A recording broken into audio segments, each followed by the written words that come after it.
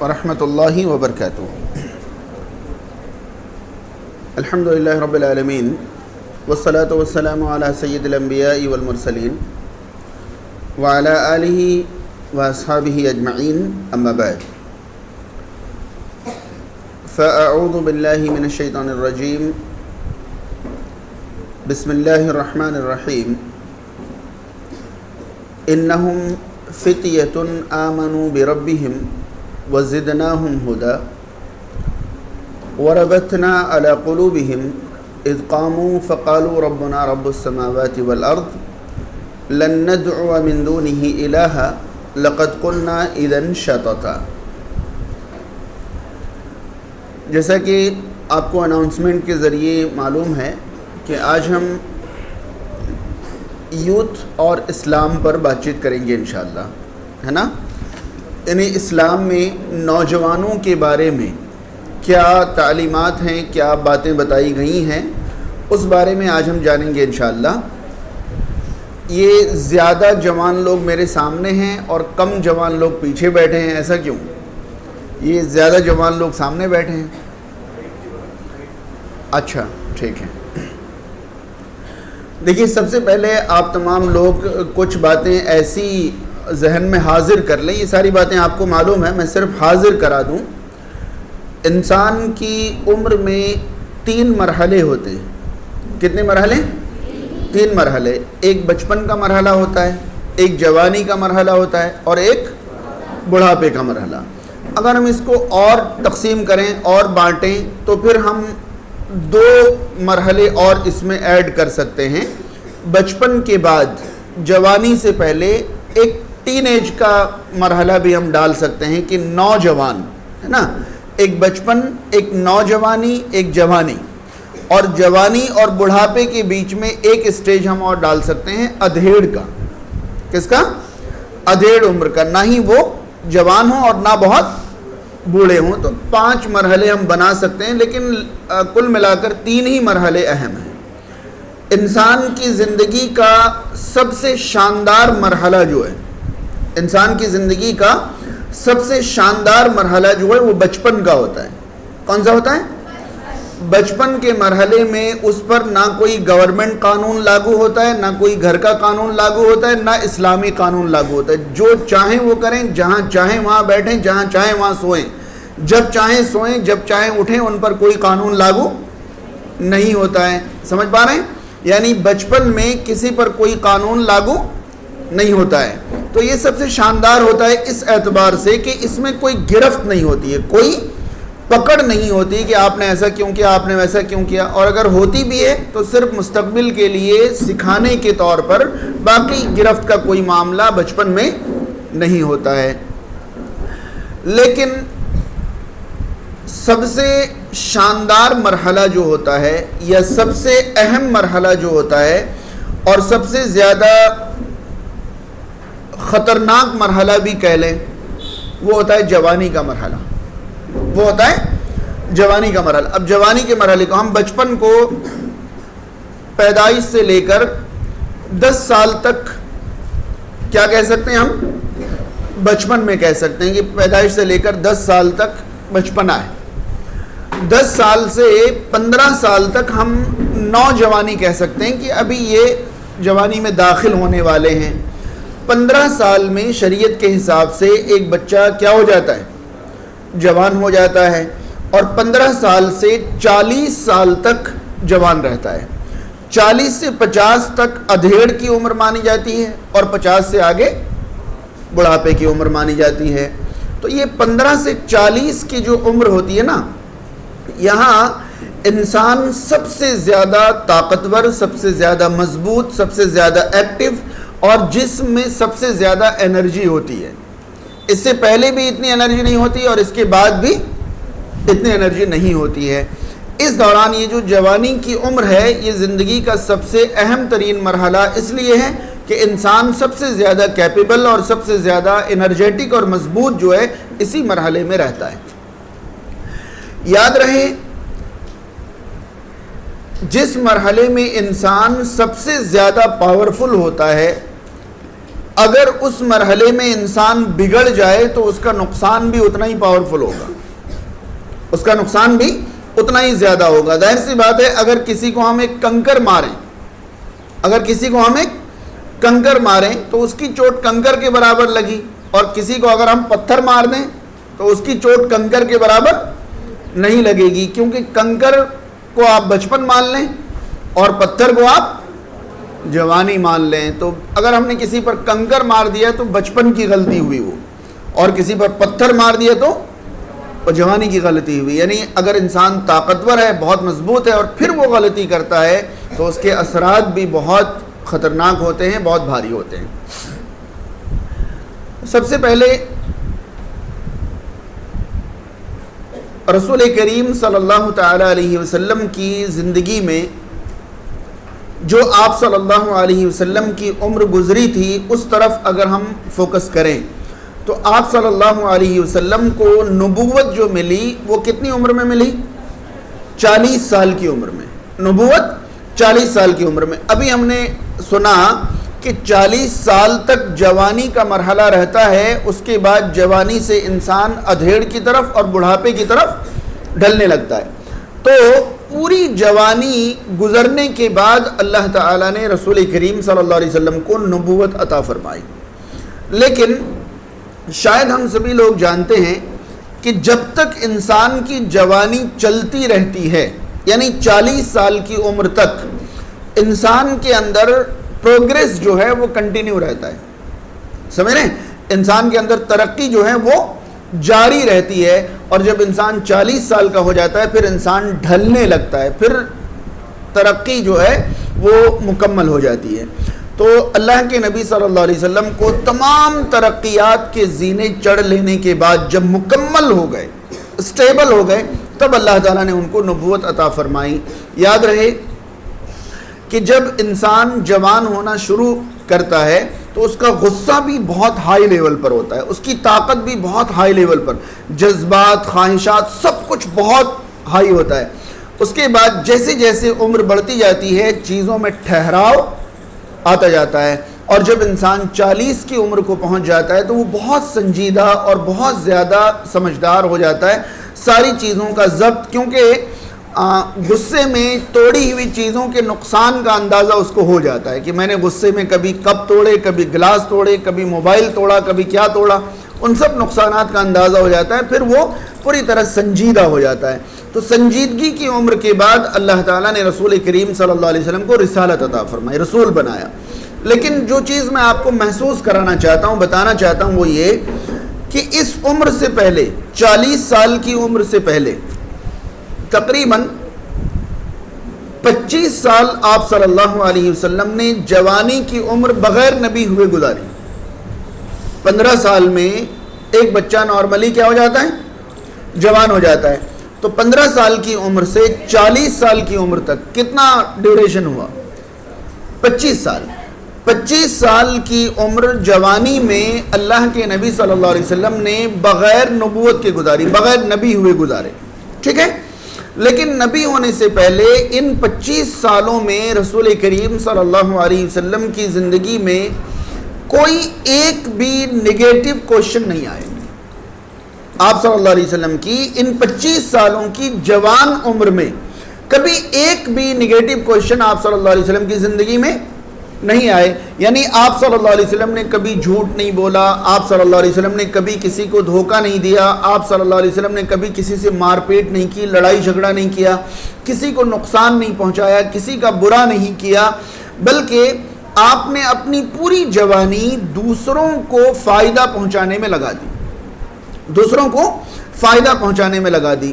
اس کے بعد جب 40 سال کی عمر میں آپ رسول بنائے گئے، یہ بات بہت دھیان سے سن لیں، جب 40 سال کی عمر میں آپ رسول بنائے گئے تو اس وقت اللہ کے نبی صلی اللہ علیہ وسلم نے پہلی بار پہلی بار جب مکہ والوں کے سامنے کھل کر نبوت کا اعلان کیا کہ میں اللہ کا نبی ہوں اور اللہ کے سوا کوئی سچا معبود نہیں ہے، اللہ ہی کی عبادت کرنی ہے، باقی کسی معبود کی یا کسی بت وغیرہ کی عبادت نہیں کرنی ہے۔ جب پہلی بار آپ صلی اللہ علیہ وسلم نے صفا نام کی ایک پہاڑ کی چوٹی تھی، وہاں چڑھ کر اللہ کے نبی صلی اللہ علیہ وسلم نے تمام مکہ والوں کو بلا کر یہ اعلان کیا کہ اللہ کے سوا کوئی عبادت کے لائق نہیں اور میں اللہ کا رسول ہوں، جب یہ اعلان کیا تو مکہ کے سارے لوگ کیا ہو گئے؟ مکہ کے سارے لوگ آپ صلی اللہ علیہ وسلم کے کیا ہو گئے؟ دشمن ہو گئے۔ کیا ہو گئے؟ دشمن ہو گئے۔ ایسا نہیں ہوا۔ ہوا کیا کہ مکہ کے کچھ لوگ، بہت منیمم نمبر، بہت کم لوگ ایمان لے آئے، بہت کم لوگ ایمان لے آئے اور بہت کم لوگ دشمن بن گئے، بہت کم لوگ دشمن بن گئے۔ شاید آپ کو یہ سن کر حیرانی ہوگی، کیونکہ ابھی تک تو آپ نے یہ سنا کہ جیسے ہی اللہ کے نبی صلی اللہ علیہ وسلم نے اسلام کا اعلان کیا، سارے کے سارے لوگ کیا ہو گئے؟ سارے لوگ دشمن نہیں ہوئے۔ کیسا ہوا کہ بہت کم لوگوں نے ایمان لایا اور بہت کم لوگ دشمن بنے۔ ایمان کن لوگوں نے لایا؟ جن لوگوں کو آپ صلی اللہ علیہ وسلم کی باتوں پر فوری یقین آ گیا، انہوں نے کیا کر لیا؟ ایمان قبول کر لیا۔ لیکن جو لوگ اس وقت بڑے بڑے سردار تھے، بڑے بڑے عزت دار تھے، جن کو سماج میں بڑی عزت ملتی تھی، وہ لوگ دشمن ہو گئے۔ وہ لوگ کیا ہو گئے؟ دشمن ہو۔ کیوں دشمن ہو گئے؟ کیونکہ ان کو دکھ گیا کہ اب آنے والا ٹائم جو ہے ہمارا نہیں بلکہ ان کا ہے۔ اگر ان کو سب لوگ رسول مان لیں تو ہماری جو چودھراہٹ ہے، جو عزت ہے، جو رتبہ اور مقام و مرتبہ ہے، وہ ختم۔ تو وہ بڑے بڑے سردار جو تھے وہ کیا ہو گئے؟ دشمن۔ لیکن بہت بڑی تعداد میں عام آدمی جو ہوتا ہے، سمجھ رہے ہیں، بہت بڑی تعداد میں جو عام آدمی، اصل میں جو بڑی تعداد عام لوگوں کی تھی، وہ لوگ پاز موڈ پر آ گئے۔ نہ انہوں نے ایمان لایا، نہ انہوں نے دشمنی کی۔ سمجھ رہے ہیں؟ خاموش، دیکھتے ہیں کیا ہوتا ہے۔ تماشا ہی بن گئے۔ کیا وجہ تھی؟ مکہ کے لوگوں کو دو باتیں ہضم نہیں ہو رہی تھی۔ پہلی بات یہ کہ ہمارے باپ دادا زمانہ قدیم سے انہی بتوں کی پوجا کرتے آ رہے ہیں اور یہی طور طریقہ ہمارے یہاں چلتا آ رہا ہے۔ ابھی یہ اچانک سے آگے کہہ رہے ہیں کہ یہ سب جھوٹے معبود ہیں، ان کو توڑ دو، پھینک دو، ان کی عبادت مت کرو، اسلام لے آؤ۔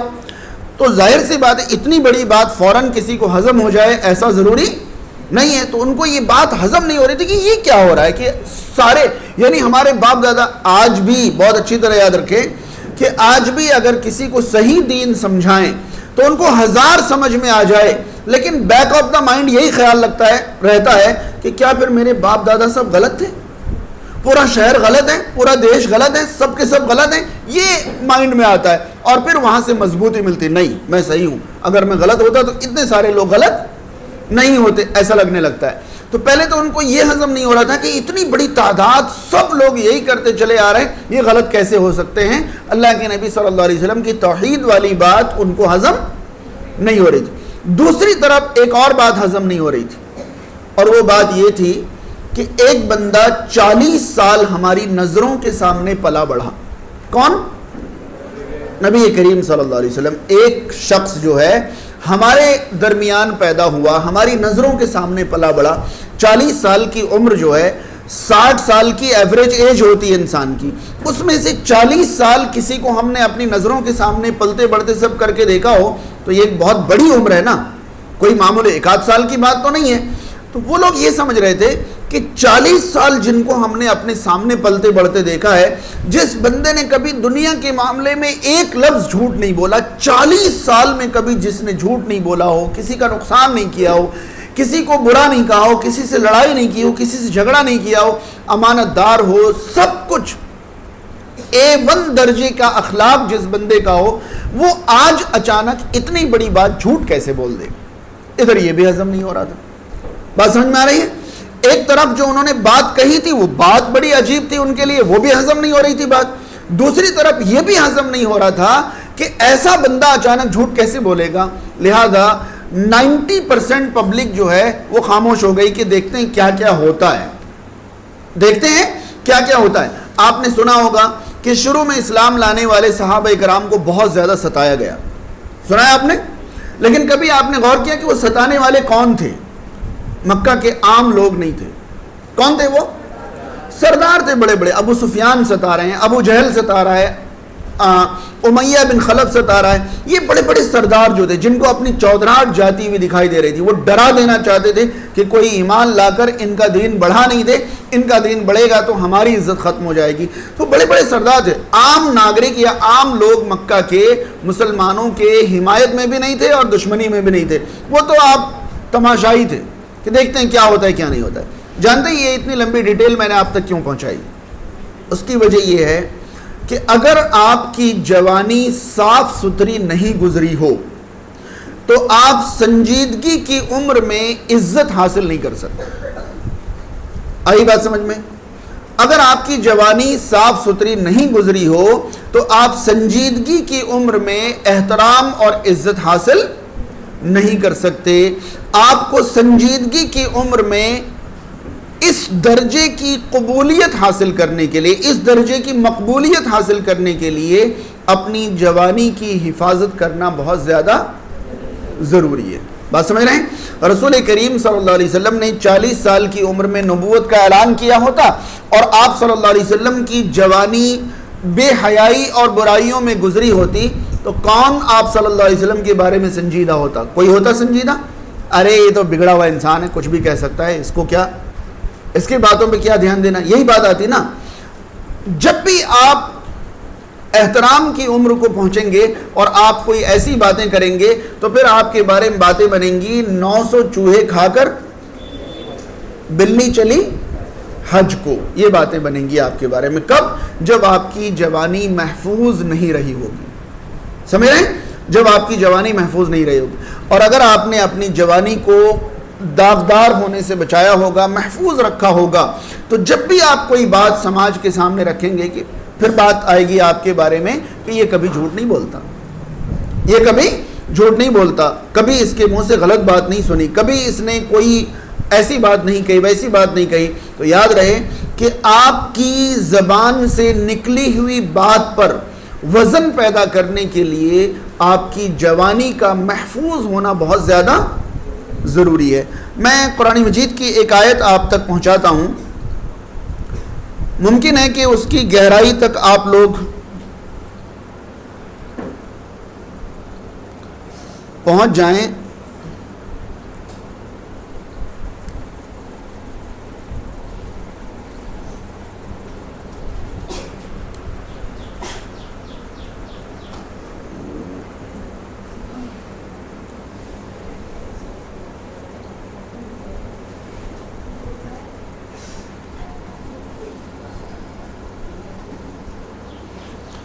دیکھیے قرآن مجید سورہ یونس، قرآن مجید سورہ یونس کی آیت نمبر 16 ہے. جو میں نے ابھی آپ کو ایک بیک گراؤنڈ دکھایا، آپ کو سمجھ میں آیا کہ 40 سال کی عمر میں نبوت کا اعلان کرنے کے بعد لوگ آپ صلی اللہ علیہ وسلم کو جھٹلا کیوں نہیں سکے؟ کیونکہ آپ صلی اللہ علیہ وسلم نے اس سے پیچھے 25 سال اپنی بہت زبردست کیا کی تھی؟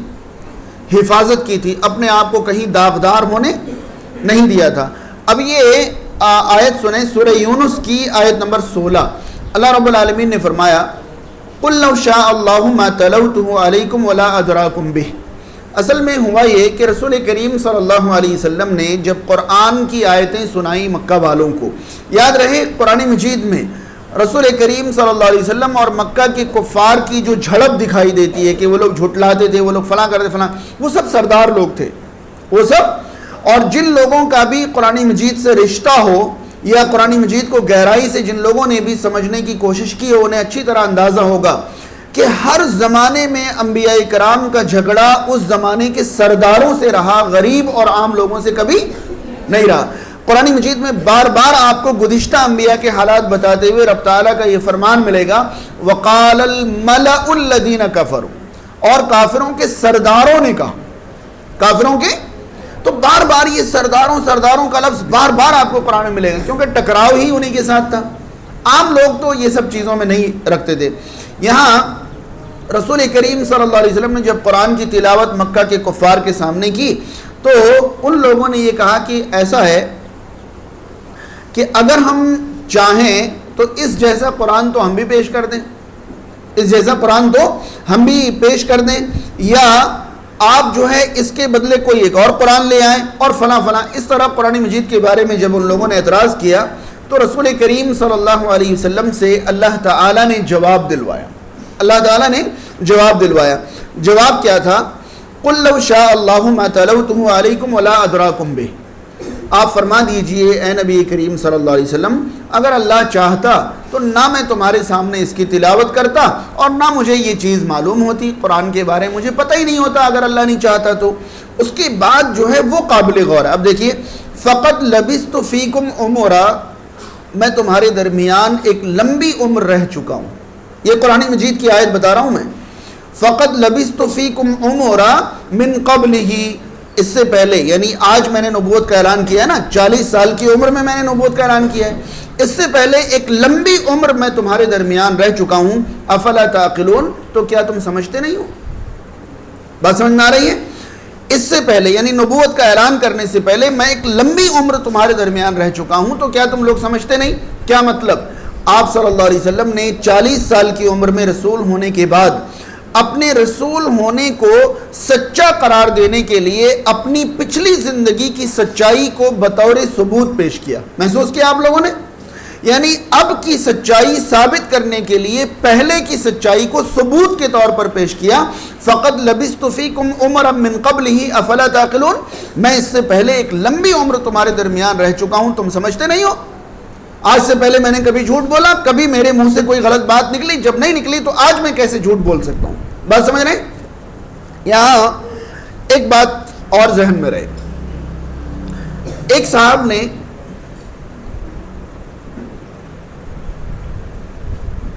خیر میں بتا ہی دیتا ہوں، سوچ رہا تھا کہ بات مناسب رہے گی نہیں رہے گی، لیکن سن لیں. ایک صاحب نے مجھ سے ایک سوال پوچھا کہ تبلیغی جماعت میں مختلف شہروں میں الگ الگ جگہوں پر جانا کیسا ہے؟ میں نے ان سے کہا کہ غیر ضروری ہے. کیا کہا؟ غیر ضروری ہے. صحیح ہے، غلط ہے، ایسا ویسا نہیں کہا. میں نے کہا غیر ضروری. غیر ضروری کیوں؟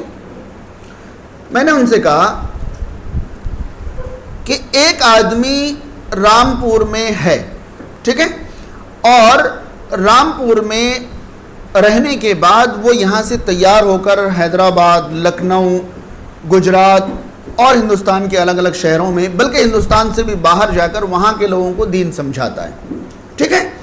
اور یہاں کے لوگوں کو دین سمجھانے کے لیے حیدرآباد سے جماعتیں آ رہی ہیں، لکھنؤ سے جماعتیں آ رہی ہیں، گجرات سے جماعتیں آ رہی ہیں، کرناٹکا سے جماعتیں آ رہی ہیں.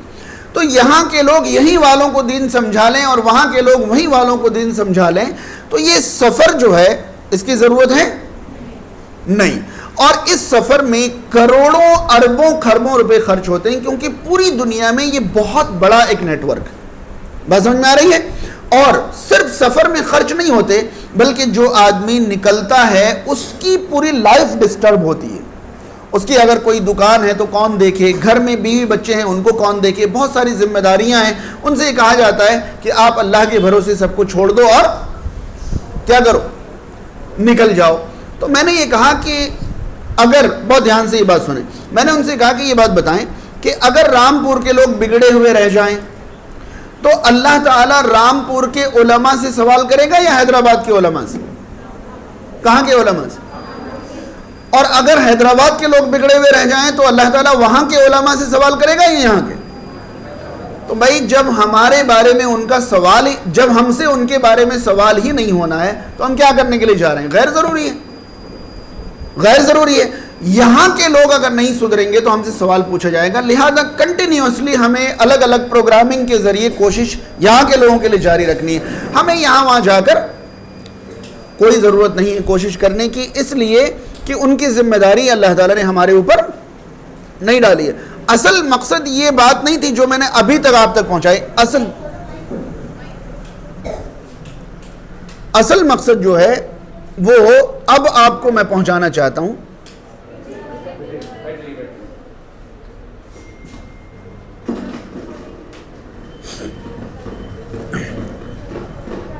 اب ان کا ایک سوال تھا، جنہوں نے مجھ سے پوچھا تھا کہ جانا کیسا، میں نے کہا غیر ضروری ہے.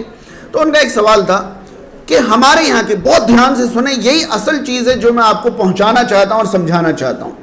انہوں نے یہ کہا کہ ہمارے یہاں کے لوگ ہماری بات جلدی مانتے نہیں ہیں. جب ہم دوسری سٹی میں جاتے ہیں، دوسری جگہ جاتے ہیں، تو وہ لوگ بہت جلد ہماری بات مان لیتے ہیں. وہ ایک کہاوت ہے نا، گھر کی مرغی دال برابر، ٹھیک ہے. تو وہ کہتے ہیں کہ ہم یہاں پر سمجھاتے ہیں تو لوگوں کو سمجھ میں نہیں آتا، لوگ ہماری نہیں مانتے. جب ہم باہر جاتے ہیں تو میں نے ان سے کہا کہ آپ کے شہر میں آپ کی بات اس لیے نہیں مانی جاتی ہے کیونکہ آپ کا پاسٹ صاف ستھرا نہیں ہوتا ہے. آئی بات سمجھ میں؟ آپ کے شہر میں آپ کی بات اس لیے نہیں مانی جاتی کیونکہ آپ کا بیک گراؤنڈ صاف ستھرا نہیں ہوتا. یہاں کے لوگوں کو آپ کی ساری کارستانیوں کا پتہ ہوتا ہے، اسی لیے آپ کی بات میں وزن اور اثر نہیں ہوتا ہے. جب آپ انجان شہر میں جاتے ہیں تو ان کے سامنے تو آپ کا صرف آج ہے اور وہ آپ کو آسمان سے اترا ہوا فرشتہ سمجھتے ہیں، اس لیے وقتی طور پر ان کو آپ کی بات میں وزن لگتا ہے. بات سمجھ رہے ہیں؟ میں نے ابھی کیا سمجھایا آپ کو کہ اپنی بات میں وزن پیدا کرنے کے لیے اپنے پاسٹ کی حفاظت بہت زیادہ ضروری ہے. اگر آپ کی جوانی محفوظ نہیں رہی ہے تو آپ احترام کے دنوں میں احترام حاصل نہیں کر سکتے، آپ کی بات میں وزن پیدا نہیں ہو سکتا. میں نے ان سے کہا کہ آپ کہہ رہے ہو کہ ہمارے شہر کے لوگ ہماری نہیں مانتے، دوسرے شہر کے لوگ ہماری مان لیتے، اس لیے ہم ادھر ادھر جاتے ہیں. اور اللہ تعالیٰ فرماتا ہے کہ ہم نے جتنے انبیاء کرام بھیجے انہی کے قوم سے بھیجے. سورہ ابراہیم کی آیت نمبر 4 پڑھیں. اللہ تعالیٰ نے فرمایا وَمَا أَرْسَلْنَا مِن رَّسُولٍ إِلَّا بِلِسَانِ قَوْمِهِ، ہم نے جتنے بھی انبیاء کرام بھیجے انہی کی قوم کی زبان کے بھیجے. سمجھ رہے ہیں؟ اللہ تعالیٰ نے ہر نبی کو انہی کی قوم میں سے کیوں بھیجا؟ تاکہ وہ اچھی طرح جان لیں کہ بھائی یہ بندہ تو پوری زندگی ہمارے سامنے رہا ہے اور کبھی اس نے کوئی فراڈ یا کوئی دھوکہ نہیں کیا ہے. تو اللہ تعالیٰ تو مقامی کو ترجیح دے رہا ہے، اور آپ کہہ رہے ہیں یہاں کے لوگ کیوں نہیں سنتے؟ کیونکہ آپ کی ساری کمیاں مقامی لوگوں کو کیا ہوتی ہیں؟ معلوم ہے. اب دیکھیے، جو لوگ اپنی لائف کو سیف رکھتے ہیں یا رکھنا پڑتا ہے، مان لیجئے ایک بچہ مدرسے میں ڈال دیا گیا، وہاں شرارت کرنے کی کوئی اجازت نہیں ہے. مدرسے میں پڑھتا پڑھتا وہ اور بڑے مدرسے میں گیا، وہاں سے عالم بن کر آ گیا. اب عالم بننے کے بعد بھی کوئی گنجائش شرارت کی نہیں. تو وہی مقامی علماء ہر مسجد کے ممبر پر کھڑے ہو کر دین بتاتے ہیں اور لوگ ان پر اعتبار کرتے ہیں یا نہیں کرتے؟ کرتے ہیں. وہی علماء مدارس میں بچوں کو تعلیم دیتے ہیں اور لوگ ان پر اعتبار کرتے ہیں. وہی علماء شہر کے تمام مسئلے مسائل بتاتے ہیں اور لوگ ان پر اعتبار کیوں؟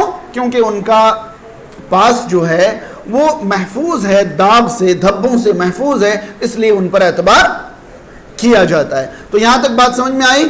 میں سب سے اہم بات جو آپ کی جوانی کے لیے سمجھانا چاہتا تھا وہ یہی تھی. اب بہت ساری چیزیں آپ تک پہنچائی جائیں گی انشاءاللہ، لیکن بہت اچھی طرح یہ ذہن میں رہے کہ اگر آپ اپنی ادھیڑ عمر کو یا بڑھاپے کو وزندار اور قابل احترام اور قابل عزت بنانا چاہتے ہیں تو آپ کو اپنی جوانی کی حفاظت کرنی پڑے گی، اور آپ کی جوانی میں کوئی داغ دھبا نہیں ہونا چاہیے. تبھی آپ کو احترام یا آپ کی بات میں تاثیر اور وزن پیدا کر سکتے ہیں، ورنہ نہیں کر سکتے. اب آئیے ہم یہ سمجھیں زندگی کا سب سے اہم مرحلہ جوانی کا ہے اور سب سے لمبا مرحلہ بھی جوانی کا ہے. سب سے لمبا مرحلہ بھی بچپنا 15 سال کا مان لیں، زیادہ سے زیادہ 1 سے 15 سال تک. اب 15 سے 40 سال تک جوانی، یعنی پیریڈ کتنا لمبا ہو گیا؟ 25 سالوں کا. اور پھر 40 سال کے بعد 50 سال کی عمر تک بھی بڑھاپا نہیں آتا ہے، جوانی کی طرف ہی اس کو ہم جوڑ سکتے ہیں ادھیڑ عمر میں.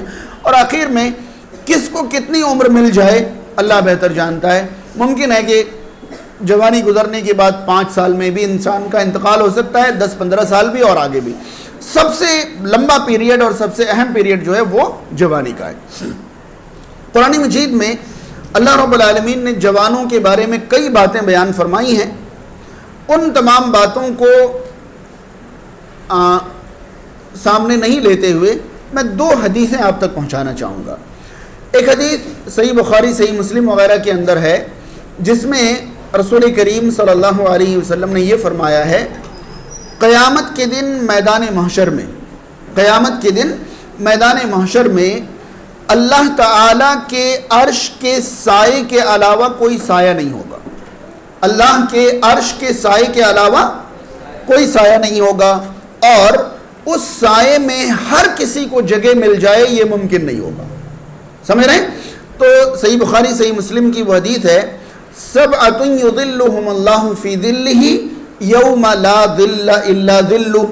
7 قسم کے لوگوں کو اللہ تعالیٰ اس دن اپنے سائے میں جگہ دے گا جس دن اس سائے کے علاوہ کوئی سایہ نہیں ہوگا. پہلے اس دن اس سائے کی اہمیت کو سمجھ لیں. قیامت کے دن میدان محشر میں سورج اتنی دوری پر نہیں ہوگا جتنی دوری پر اب ہے، جتنی دوری پر اب ہے، بلکہ سورج بالکل کیا ہوگا؟ قریب ہوگا. اتنا قریب ہوگا کہ ہر شخص اپنے عمل کے حساب سے اپنے پسینے میں ڈوب رہا ہوگا، بہت قریب ہوگا. دوسری بات ہمارے ذہن میں اچھی طرح سے ہے کہ شدید گرمی میں جب بہت سخت گرمی ہو، سورج بالکل تپ رہا ہو، تو انسان کو سب سے زیادہ 2 چیزوں کی ضرورت پڑتی ہے. سب سے زیادہ 2 چیزوں کی ضرورت پڑتی ہے، ایک سایہ اور ایک پانی. دھوپ سے بچنے کے لیے سایہ چاہیے ہوتا ہے، اور جو دھوپ لگ چکی ہے اسے ختم کرنے کے لیے ٹھنڈا پانی چاہیے ہوتا ہے. تو قیامت کے دن سورج قریب ہوگا، یعنی ہر شخص سائے کا محتاج ہوگا، اور سایہ عرش کے علاوہ کوئی ہوگا نہیں، اور پانی کوثر کے علاوہ کوئی، تو نہ ہی سایہ ہر ایک کو ملے گا اور نہ ہی پانی ہر ایک کو ملے گا. تو اللہ کے نبی صلی اللہ علیہ وسلم نے فرمایا کہ 7 قسم کے لوگوں کو اس دن اللہ تعالیٰ اپنے سائے میں جگہ دے گا جس دن اس سائے کے علاوہ کوئی سایہ نہیں ہوگا. اب رسول کریم صلی اللہ علیہ وسلم نے ایک ایک کر کے گنتی کر کے بتایا. اس میں سے تیسرے نمبر کے لوگوں کے بارے میں آپ صلی اللہ علیہ وسلم نے فرمایا، شاب نشأ فی عبادت اللہ. وہ جوان جس کی جوانی اللہ کی عبادت میں گزری، وہ جوان جس کی جوانی اللہ کی عبادت میں گزری ہو، اس جوان کو بھی اللہ تعالی عرش کے سائے میں کیا کرے گا؟ جگہ عطا فرمائے گا. اب ہمارے معاشرے میں ایک بہت کیا کہتے ہیں مشہور ٹرینڈ ہے، بہت مشہور ٹرینڈ ہے کہ لوگ جوانی پوری طرح اللہ کی نافرمانیوں میں گزارتے ہیں، پوری منمانی جوانی میں کر لیتے ہیں، اور اس کے بعد جب نافرمانی کرنے کی طاقت نہیں بچتی ہے یا نافرمانی کرتے کرتے تھک گئے ہوتے ہیں، تب مسجد کی پہلی صف پکڑ لیتے ہیں. سمجھ رہے ہیں؟ بڑھاپے میں انسان مسجد کی پہلی صف پکڑ لیتا ہے، فجر کی اذان دینے لگتا ہے، جب رات کو نیند ہی نہیں آتی تب فجر کی اذان دینے لگتا ہے، اور پوری جوانی وہ اللہ کی نافرمانی میں گزار چکا ہوتا ہے. اللہ کے نبی صلی اللہ علیہ وسلم کا فرمان یہ ہے کہ وہ نوجوان اللہ کے عرش کے سائے میں جگہ پائے گا جس دن اس سائے کے علاوہ کوئی سایہ نہیں ہوگا. شاب نشأ فی عبادت اللہ، وہ نوجوان جس کی جوانی اللہ کی عبادت میں گزری ہوگی. یاد رہے، جوانی سے بہتر عبادت کسی عمر میں انسان کر بھی نہیں سکتا، اس لیے کہ جوانی میں انسان سب سے زیادہ مضبوط ہے. اگر وہ روزے کا اہتمام کر رہا ہے وہ بھی اس کے لیے آسان ہے، نماز کا اہتمام کر رہا ہے وہ بھی آسان ہے، حج اور عمرہ کر رہا ہے وہ بھی اس کے لیے آسان ہے. ساری عبادتیں جسمانی طاقت بھرپور ہونے کی وجہ سے اس کے لیے آسان ہے. اب بڑھاپے میں وضو روکنا ہی مشکل ہو جاتا ہے، رکوع ڈھنگ سے نہیں کر پاتا، سجدے ڈھنگ سے نہیں کر پاتا، زیادہ نمازیں پڑھیں سانس پھولنے لگتی ہے، تو اس وقت تو اس کے جسم میں وہ طاقت ہی نہیں کہ جتنا چاہے اتنا کر سکے. جب کرنے لائق ہے تب کر نہیں سکتا. یہ بتائیں، ایک چھتری ہو، کیا ہو؟ ایک چھتری ہو، ہلکی ہلکی بوند میں وہ چھتری آپ کو بارش سے بچا دے، جیسی تیز بارش ہو تو چھتری کے اندر پانی آ جائے، تو آپ کو چھتری پسند آئے گی؟ نہیں. وہ چھتری کیا جو سب سے اہم ٹائم پر آپ کو بارش سے نہیں بچائے. سمجھ پا رہے ہیں؟ سب سے اہم وقت میں آپ کو بارش سے نہیں بچائے. یہ پنکھا آپ دیکھ رہے ہیں، یہ پنکھا آتی جاتی گرمیوں میں لوگ اس کا استعمال کرتے ہیں. جیسی گرمی تھوڑی زیادہ ہوتی ہے تو یہ کام کرنا پھر یہاں آ جاتے ہیں لوگ. سمجھ رہے ہیں؟ اور جب ہیومیڈیٹی والی گرمی آتی ہے، شدید بارش والی، جب چپچپی گرمی آتی ہے تو یہ بھی کام کرنا بند کر دیں. پھر لوگ یا تو صبر سے جیتے ہیں یا پھر اے سی کی طرف رخ کرتے ہیں. سمجھ پا رہے ہیں؟ تو اب اندازہ لگائیں کہ یہ ایک چیز ہے جس سے لوگ وقتی طور پر فائدہ اٹھا رہے ہیں، آتی جاتی گرمیوں میں فائدہ اٹھا رہے ہیں، لیکن جیسے زیادہ گرمی ہو جاتی ہے لوگ اس سے مطمئن نہیں ہوتے ہیں. لوگ اس سے مطمئن نہیں ہوتے ہیں۔ اب آپ سمجھیں کہ آپ بچپن میں اللہ کی عبادت کر رہے ہو آتی ہوئی گرمی میں، اور بڑھاپے کی عمر میں اللہ کی عبادت کر رہے ہو جاتی ہوئی گرمی میں، جوانی جب شدید ہے تب آپ اللہ کی عبادت نہیں کر رہے ہو، تو آپ کو تو پنکھا بن گئے آپ، جو اصل گرمی میں کام ہی نہیں کرتا۔ سمجھ رہے ہیں؟ جب گرمی ہلکی ہے تب تو کام کر رہا ہے، جب گرمی ہلکی ہوتی چلی گئی تب تو، لیکن اصل گرمی میں یہ اپنا کام۔ تو کیا آپ کو اگر آپشن دیا جائے کہ دیکھیے آپ کے گھر میں ہم فری میں یا تو پنکھا لگا دیں گے یا تو کولر لگا دیں گے یا اے سی لگا دیں گے، آپ بتائیے کیا لگوانا چاہیں گے؟ تو کیا لگوائیں گے آپ لوگ؟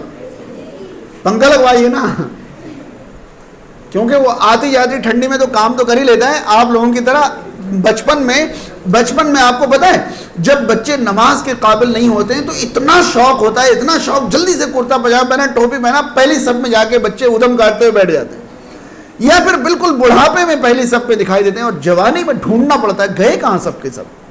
سمجھ رہے ہیں؟ تو آپ کیوں اے سی لگائیں گے؟ وہ اس لیے کہ آتی جاتی سردیوں کے ساتھ ساتھ سخت گرمیوں میں بھی، یعنی آتی جاتی گرمیوں کے ساتھ ساتھ سخت گرمی میں بھی وہ آپ کا ساتھ نہیں چھوڑتا۔ جب سب سے زیادہ ضرورت ہو اسی وقت اگر کوئی چیز کام نہیں کرے تو ہم اسے ترجیح نہیں دیتے، ہم اسے پسند نہیں کرتے۔ تو ہمیں پنکھے بننا ہے یا اے سی بننا ہے؟ ہاں، اے سی بننا ہے انشاءاللہ۔ یعنی سب سے زیادہ اللہ تعالیٰ کو جب ہماری عبادت پسند آتی ہے جب ہم کس میں ہوتے ہیں؟ جوانی میں ہوتے ہیں۔ بات سمجھ رہے ہیں؟ اچھا، اور آگے بڑھیں تو جامع ترمذی کی ایک حدیث ہے، جامع ترمذی کی، آپ لوگ ادھر دھیان دیں، بعد میں اپنی باتیں کر لینا۔ جامع ترمذی کی ایک حدیث ہے، رسول کریم صلی اللہ علیہ وسلم نے فرمایا لا یزال قدم عبد عند ربہ حتی یسأل عن اربع، کوئی بندہ اللہ کے سامنے سے اپنے قدم ہٹا نہیں سکے گا یہاں تک کہ اس سے 4 چیزیں پوچھ لی جائیں۔ کتنی چیزیں؟ 4 چیزیں پوچھ لی جائیں۔ بات کہاں کی چل رہی ہے؟ دنیا کی یا قیامت کی؟ قیامت کی۔ بندوں کے قدم ان کے رب کے پاس سے نہیں ہٹیں گے یہاں تک کہ ان سے کتنی چیزیں پوچھ لی جائیں؟ پہلی چیز ہوگی ان عمرہ فیما افنا، اللہ تعالیٰ پوچھے گا اپنی عمر کہاں گزاری، اپنی عمر کہاں گزاری۔ اگر آپ غور کریں تو اس کے بعد کسی سوال کی ضرورت، پوری عمر کا سوال تو پوچھ لیا گیا، تو بچا کیا؟ ان عمرہ فیما افنا، اس کی عمر کے بارے میں پوچھا جائے گا تو نے اپنی عمر کہاں گزاری۔ ٹھیک ہے، پہلا سوال۔ دوسرا سوال ہوگا وَأَن شَبَابِهِ فِيمَا أَبْلَاهُ، اس کی جوانی کے بارے میں پوچھا جائے گا کہ تو نے جوانی خرچ کہاں کی۔ اب قابل غور بات یہ ہے کہ عمر میں جوانی شامل ہے یا نہیں؟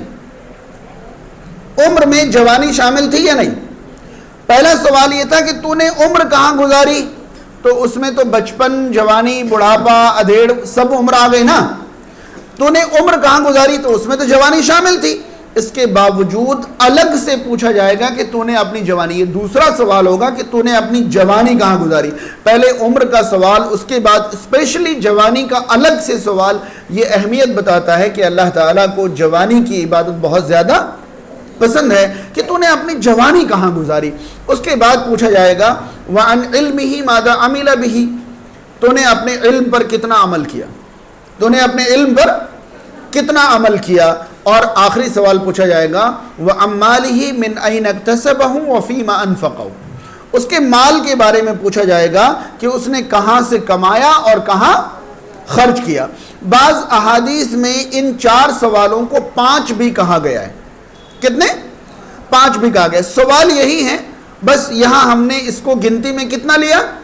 4۔ کسی حدیث میں کہاں سے کمایا، اس کو سنگل سوال لیا ہے، اور کہاں خرچ کیا ہے، اس کو سنگل، تو سوال کتنے ہو گئے؟ 5 ہو گئے۔ تو 4 یا 5 سوال کے بنا اللہ کے سامنے سے کوئی اپنے قدم ہلا نہیں سکتا۔ ہم یہ سمجھتے ہیں کہ ہماری زندگی ہماری مرضی، ہم جیسے چاہیں ویسے جئیں۔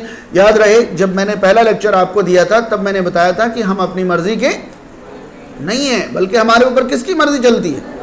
اللہ تعالیٰ کی چلتی ہے۔ تو ہمارے لیے عقل مندی یہی ہے کہ ہم اللہ کی مرضی پر اپنے آپ کو چلائیں، یہی عقل مندی ہے۔ ہم اپنے آپ کو اپنی مرضی پر چلائیں، یہ عقل مندی بالکل بھی نہیں ہے۔ آج ہم جوانی کے بارے میں اسلام میں کیا تعلیمات ہیں وہ سمجھنے کی کوشش کر رہے ہیں۔ سب سے پہلے ہم نے یہ سمجھا کہ اگر ہماری جوانی سیف اور محفوظ نہیں ہوئی تو ہمیں احترام کی عمر میں احترام حاصل نہیں ہوگا، یا ہماری بات میں کوئی تاثیر یا کوئی وزن باقی نہیں رہے گا۔ دوسری چیز ہم نے یہ سمجھی کہ اللہ تعالیٰ قیامت کے دن ان خوش نصیبوں کو عرش کے سائے میں جگہ دے گا جن کی جوانی کس میں گزری ہوگی؟ اللہ کی عبادت میں گزری ہوگی۔ تیسری چیز ہم نے یہ سمجھا کہ اللہ رب العالمین کے سامنے سے بندہ اپنے قدم ہٹا نہیں سکتا، بندہ اپنے قدم ہٹا نہیں سکتا جب تک وہ 4 یا 5 سوالوں کے جواب نہ دے دے۔ اس میں سے ایک سوال یہ ہوگا کہ تو نے اپنی جوانی کہاں خرچ کی۔ اب آئیے ہم موجودہ زمانے کے نوجوانوں کے بارے میں یہ جاننے کی کوشش کریں کہ ہمارے زمانے کا نوجوان اتنا بگڑا ہوا کیوں ہے، ہمارے زمانے کا نوجوان اتنا بگڑا ہوا کیوں ہے۔ دیکھیے اس بات کو آپ بہت دھیان سے سن لیں اور آپ سب لوگ اسے اپنا گول اور اپنا ٹارگٹ بنا لیں انشاءاللہ، کیونکہ زیادہ تر نوجوان ہی سامنے بیٹھے ہوئے ہیں، تو اس بات کو اپنا گول اور اپنا مقصد بنا لیں زندگی کا۔ آج کے نوجوان اکثر بگڑے ہوئے صرف اس لیے ہیں کیونکہ آج کے نوجوانوں کی زندگی کا مقصد جو ہے نا وہ غلط ہو گیا ہے۔ انسان کی زندگی مقصد کے اکارڈنگ گزرتی ہے، انسان کی زندگی مقصد کے تحت گزرتی ہے۔ انسان جس چیز کو اپنا مقصد بنائے اسی اعتبار سے وہ ایکٹیویٹی کرتا ہے، اسی اعتبار سے وہ عمل کرتا ہے۔ دیکھیے آج کے نوجوانوں کی زندگی کے مقاصد میں آپ کو بتاؤں، ممکن ہے کہ آپ میں سے کئی لوگوں کی زندگی کا بھی یہی مقصد ہو۔ آج کے نوجوانوں کی زندگی کا ایک مقصد ہے موج مستی کرو، یہ مقصد ہے اس کی جوانی کا۔ کیا کرو بھائی؟ جب جوانی کا مقصد ہی یہی ہے کہ بھائی موج مستی کرو، کوئی پابندی نہیں، کوئی کسی کی بات میں نہیں آنا ہے، کسی کے دباؤ میں نہیں آنا ہے، موج مستی کرو، یہ میری جوانی کا مقصد ہے۔ جب مقصد یہ ہوگا تو ایکٹیویٹیز کیسی ہوں گی؟ تہجد گزار والی۔ ہاں، موج مستی والا مقصد رکھنے والا انسان کیا مسجد میں پہلی صف میں دکھائی دے گا؟ نہیں، وہ بیڑی سگریٹ کرتا ہوا دکھائی دے گا، وہ جوئے اور تاش کھیلتا ہوا دکھائی دے گا، اور وہ بے شمار خرابیاں اپنے اندر پیدا کرتے ہوئے دکھائی دے گا، کیونکہ اس کا مقصد غلط ہو گیا۔ اس نے مقصد بنا لیا موج مستی کرنے کو۔ کس کو؟ موج مستی کو۔ اب کسی کا مقصد ہوتا ہے، کسی کی جوانی کا مقصد ہوتا ہے اپنے پیروں پر کھڑا ہونا۔ یہ ایک محاورہ ہے، اپنے پیروں پر، ورنہ اپنے پیروں پر تو 2 سال کے بچے بھی کھڑے ہو جاتے ہیں۔ اپنے پیروں پر کھڑے ہونا ایک مقصد، ایک محاورہ ہے۔ مطلب یہ ہے کہ میرے پاس گاڑی ہونی چاہیے، میرے پاس بینک بیلنس ہونا چاہیے، اپنا گھر ہونا چاہیے، اپنا بزنس ہونا چاہیے، اور بالکل پیسوں کی ایسی آواجاہی ہو کہ کبھی کسی چیز میں کوئی کمی نہ رہے۔ کوئی اس کو مقصد بناتا ہے کہ وہ اپنے پیروں پر، یہ ڈھیر سارے پیسے کمانا اس نے اپنی جوانی کا مقصد بنا لیا۔ اب وہ کیا کرتا ہے؟ وہ پوری دنیا کو ٹوپی پہنانے میں لگا ہوا ہوتا ہے۔ کیا کرنے میں لگا ہوتا ہے؟ کس طرح کس کو ٹوپی پہناؤں اور اپنی تجوری کیا کر لوں؟ بن لوں، کیونکہ اس کا مقصد یہ ہے کہ مجھے جوانی میں زیادہ سے زیادہ کیا کرنا ہے؟ پیسے کمانے لگا۔ اب بعض نوجوانوں کا مقصد یہ ہوتا ہے کہ مجھے بہت زیادہ ڈگریاں حاصل کرنی، یہ اس نے اپنی جوانی کا مقصد بنا لیا۔ بہت زیادہ کیا حاصل کرنی ہے؟ ڈگریاں حاصل کرنی۔ اب اس کے پاس ڈگریوں کے انبار، وہ ہر وقت پڑھائی۔ آپ کو معلوم ہونا چاہیے ہمارے معاشرے میں بالکل اپوزٹ قسم کے پڑھنے والے بچے ملتے ہیں۔ کچھ بچے ایسے جن کو مار کے پڑھانا پڑتا ہے، اور کچھ بچے ایسے ہوتے ہیں جن کو مار کے اٹھانا پڑتا ہے۔ اب وہ اتنے پڑھنداز ہو جاتے ہیں کہ وہ اگر گلاس پانی ان سے مانگ لیں، دیکھ نہیں رہا ہے میں پڑھ رہا ہوں ابھی، یعنی کہ وہ مرنے والے کو ایک گلاس پانی بھی دینا گوارا نہیں کرتے اپنی پڑھائی کے سامنے۔ سمجھ پا رہے ہیں آپ؟ تو انہوں نے اپنی زندگی کا مقصد بنا لیا کہ مجھے ڈھیر ساری ڈگریاں حاصل کرنی ہے، مجھے ٹاپ کرنا ہے، اس کے اوپر جانا ہے، اس کے اوپر جانا ہے۔ اب وہ باقی سارے اس مقصد کے لوگوں نے بھی فرائض سبھی چھوڑ دیے ہوتے ہیں، نوافل چھوڑ دیے ہوتے ہیں، عبادت، کیونکہ ان کا مقصد یہ بننا ہے۔ اب ایسے ہی اگر میں مقصد گناتا چلوں تو آپ کو ملے گا کہ بے شمار مقاصد سے ہمارے معاشرے کے نوجوان اپنی جوانی گزار رہے ہیں، لیکن ہم میں شاید ہی کوئی ایسا ہوگا جو اپنی جوانی کا مقصد یہ رکھے کہ میری جوانی کا مقصد اللہ کو راضی کرنا ہے، میری جوانی کا مقصد اللہ کو راضی کرنا ہے، میں اپنی جوانی کے ذریعے اللہ کو راضی کرنا چاہتا ہوں یا کرنا چاہتی ہوں۔ باقی ساری چیزیں یعنی پڑھائی ہے، کمائی ہے، موج مستی ہے، خوشیاں ہیں، ارمان ہیں، جذبات ہیں، یہ سب سیکنڈری آپشنز ہیں میرے لیے. میری جوانی کا پہلا مقصد ہے اپنی جوانی کے ذریعے اللہ کو راضی کرنا. اگر ایسا مقصد ہو تبھی تو ایکٹیویٹیز اس طرح کی نکلیں، بس میرے تبھی تو. لیکن یہ مقصد رکھنے والا نوجوان آج ہمارے معاشرے میں دکھائی نہیں دیتا. جب مقصد ہی غلط ہو، ٹارگٹ ہی غلط ہوگا تو اس کو اچیو کرنے کا طریقہ درست ہو سکتا ہے؟ نہیں. تو ہمارے معاشرے کا نوجوان بگڑا ہوا کیوں ہے؟ کیونکہ اس نے ٹارگٹ اور گول غلط سلیکٹ کر لی ہے. میں بہت کھل کر ایک بات آپ کو کہہ دینا چاہوں گا. آج یہ بات آپ کے سامنے رکھنا کوئی مشکل بات نہیں ہے. آج سے 20 سال پہلے شاید میں بھی اس جگہ بیٹھ کر اس طرح کی بات نہیں کر سکتا تھا. بے شمار نوجوان ہمارے معاشرے کا ایک بڑا طبقہ یوتھ کا، چاہے وہ لڑکے ہوں یا لڑکی ہوں، ایک مخصوص جوڑے کو حاصل کرنا اپنی زندگی کا مقصد بنا لیتے. اس سے چلر اور اس سے سستا مقصد دنیا میں ہو ہی نہیں سکتا کوئی. نہیں سمجھے آپ؟ بہت سارے نوجوان لڑکے ایک مخصوص لڑکی کو حاصل کرنا اپنی جوانی کا مقصد بنا لیتے ہیں. مجھے تو بس یہی چاہیے. اور ایک خاتون جو ہے ایک مخصوص لڑکے کو حاصل کرنا اپنی زندگی کا مقصد بنا لیتی ہیں کہ مجھے تو اس کو حاصل کرنا ہے بس.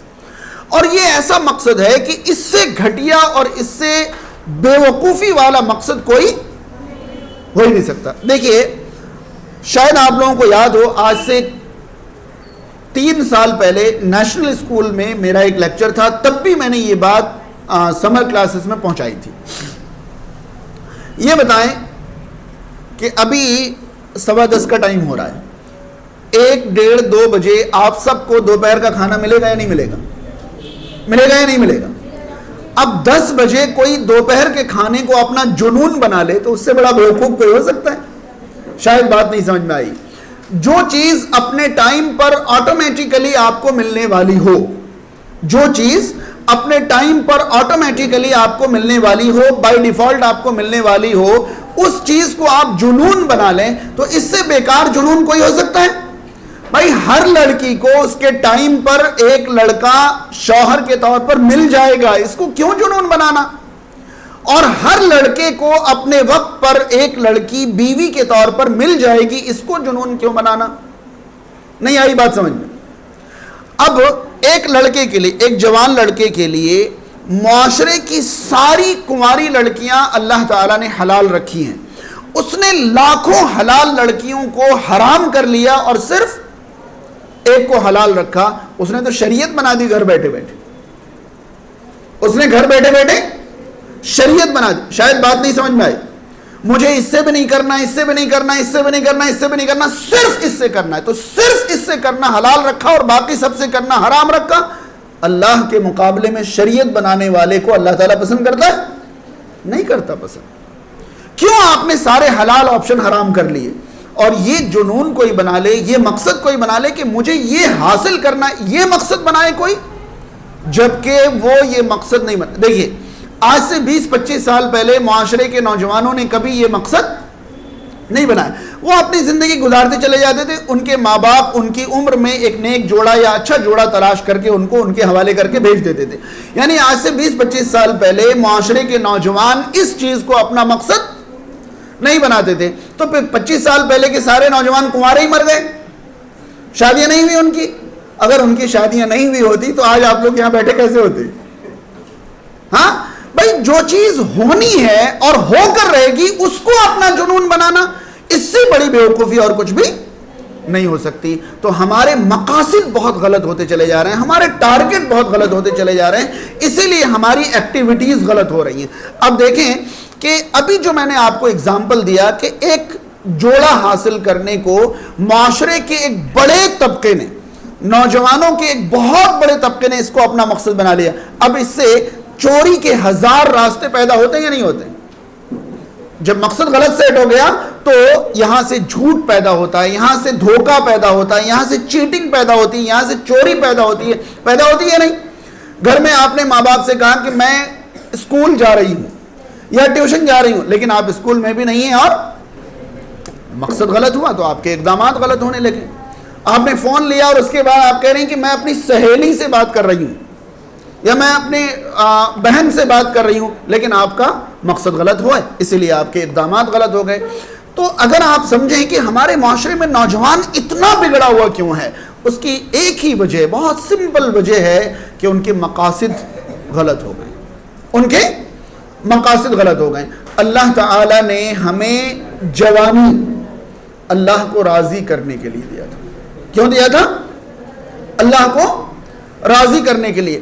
جتنے نوجوانوں کا مقصد اللہ کو راضی کرنا رہ جائے گا, یقین مانیں ان کی زندگی میں کسی بھی طرح کی کوئی خرابی اور برائی نہیں آ سکتی.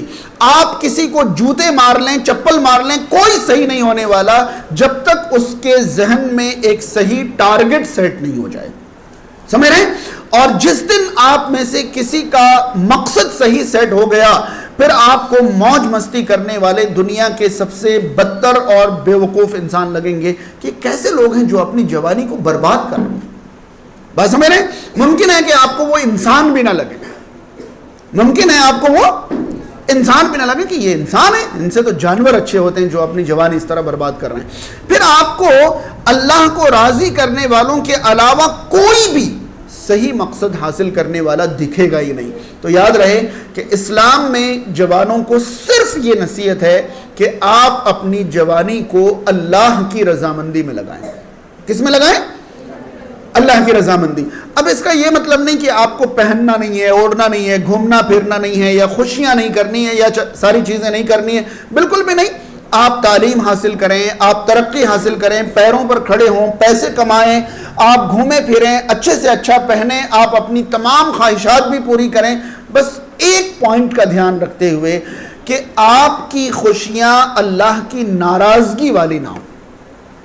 آپ کی خوشیاں, بس ایک جملہ دھیان میں رہے کہ آپ ہر وہ خوشی حاصل کریں جس میں اللہ ناراض نہیں ہوتا ہو, جس میں اللہ, اور جس چیز سے اللہ ناراض ہوتا ہو آپ اسے اپنی خوشی بنائیں ہی نہیں, آپ اسے اپنی خوشی بنائیں نہیں. اور بالکل آخری بات میں آپ کو بتا دوں, یاد رہے جس چیز سے اللہ ناراض ہوتا ہے, جس چیز سے اللہ ناراض ہوتا ہے وہ چیز خوشی دینے والی ہو ہی نہیں سکتی, چاہے وہ آج ثابت ہو یا 100 سال بعد. لیکن اللہ کو ناراض کرنے والی چیزیں خوش کرنے والی چیزیں نہیں ہو سکتی. نہیں آئی بات سمجھ میں؟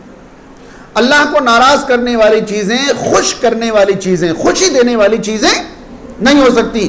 اللہ کو راضی کرنے والی چیزیں ہی خوشیاں دینے والی چیزیں ہوتی ہیں. آپ لوگ بہت اچھی طرح جانتی ہیں کہ ڈاکٹرز جو ہیں آپ لوگوں کو پیکٹس کھانے سے منع کرتے ہیں منع, اور وہ آپ کو دشمن لگتے ہیں. کیسا آدمی ہے, یہ نہیں کھانے دیتا, یہ نہیں کھانے دیتا, یہ نہیں کھانے دیتا. یقین جانیں آپ کو یہ چیزیں کتنی اچھی کیوں نہیں لگ جائیں, لیکن حقیقت میں اگر یہ چیزیں اچھی ہوتی تو ڈاکٹرز یہ کھانے سے کبھی منع نہیں کرتے. اس کا مطلب اصل میں یہ چیزیں اچھی نہیں ہیں.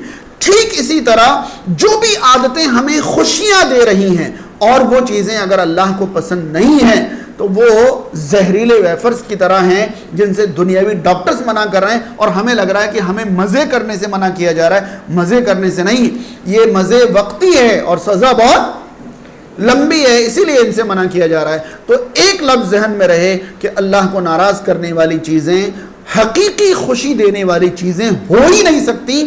وہی چیزیں آپ کو خوشیاں دے سکتی ہیں جو اللہ کی رضامندی کے ساتھ ہو. آئی بات سمجھ میں؟ تو ہم اپنی جوانی کا مقصد کیا بنائیں گے انشاءاللہ؟ اللہ کو راضی کرنا. اپنی جوانی کے ذریعے اللہ کو راضی کرنا. ہر وہ کام کریں گے جس سے اللہ راضی ہوتا ہو, اور ان تمام کاموں سے رک جائیں گے جن سے اللہ ناراض ہوتا ہو, اور اپنی جوانی کو اللہ کی رضامندی میں لگائیں گے. یاد رہے, پڑھائی لکھائی کرنے سے اللہ ناراض ہوتا ہے نہیں, پڑھائی کریں. بات سمجھ رہے ہیں؟ اچھے سے اچھا پہننے اوڑھنے سے اللہ ناراض ہوتا ہے نہیں, آپ اچھے سے اچھا پہنے اوڑھیں. کہیں آپ گھومنے پھرنے جائیں اللہ ناراض ہوتا ہے نہیں. آپ اچھے سے اچھا کھائیں پئیں اللہ ناراض ہوتا ہے؟ نہیں، کسی بھی چیز سے نہیں. اللہ تعالیٰ جن چیزوں سے ناراض ہوتا ہے وہ چیزیں خوشیاں دینے والے نہیں ہیں، اور وہ چیزیں حقیقت میں ہمارے لیے نقصان دہ ہیں. لہذا ان چیزوں سے ہم خود کو بچا لیں اور اللہ کی رضامندی کے لیے اپنی زندگی گزاریں. اللہ تعالیٰ ہم تمام کو ان باتوں پر عمل کی توفیق عطا فرمائے. 5 منٹ ہے آپ کے پاس، اگر کچھ سوال ہو تو پوچھ لیں.